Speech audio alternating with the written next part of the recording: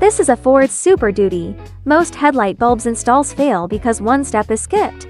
Today, I'll show you every step the right way so you can install this yourself, even if it's your first time. Let's dive in. This installation is performed on 2023 to 2026 Ford Super Duty XL ZL with OEM halogen headlight, not for Lariat, King Ranch, and Platinum with OEM LED headlight.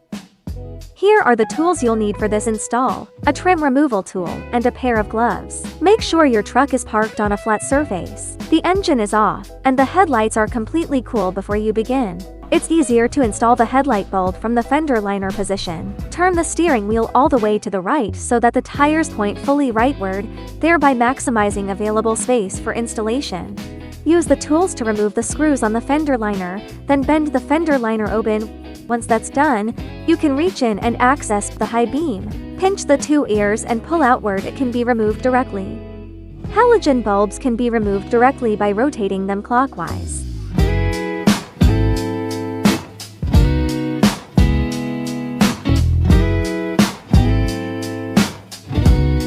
The three retaining tabs on the LED bulb align with the three corresponding grooves in the assembly. Insert the bulb and rotate it counterclockwise until it locks securely into place, then connect the power cable connector.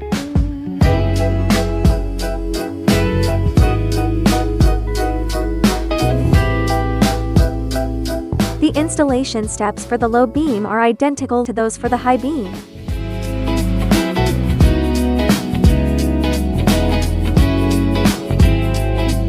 First, remove the OEM dust cover. Remove the halogen bulb and unplug the power connector.